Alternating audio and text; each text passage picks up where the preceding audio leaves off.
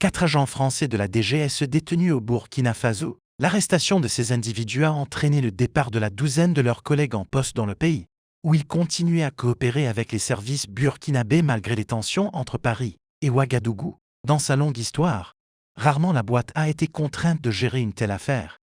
Selon les informations de Jeune Afrique, 4 agents de la Direction générale de la sécurité extérieure, DGSE, ont été arrêtés début décembre à Ouagadougou.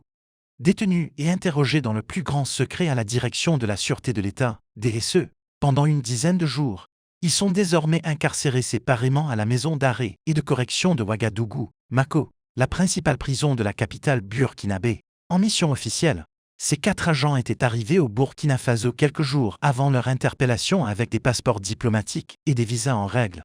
Et pour cause, malgré les tensions croissantes entre Paris et Ouagadougou depuis l'arrivée au pouvoir du capitaine Ibrahim Traoré en octobre 2022, la DGSE continuait, en toute discrétion, à fournir une coopération technique et opérationnelle à l'Agence nationale de renseignement, ANR, burkinabé. Espionnage. Selon une source diplomatique française, ces 4 individus sont accusés d'espionnage, même si le motif de leur arrestation n'a pas été clairement communiqué aux autorités françaises.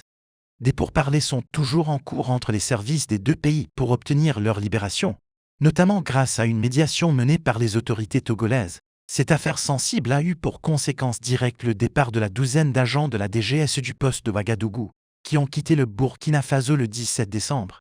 Était-ce le but recherché? Il y a peu de doute sur le fait qu'il s'agit d'un prétexte pour faire partir l'ensemble du service, estime une source française. Ces arrestations interviennent par ailleurs dans un contexte bien particulier.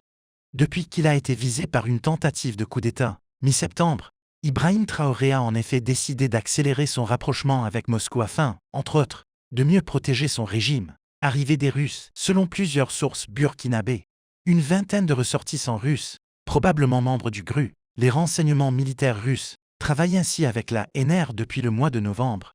Ces hommes sont présents au Burkina Faso pour aider la junte à réorganiser ses services, et notamment à renforcer ses capacités de surveillance, d'infiltration et de manipulation des réseaux sociaux, domaine dans lequel elle est déjà très active. Dès lors, difficile de voir comment la DGSE pouvait continuer à coopérer avec la ANR en cohabitant avec les Russes.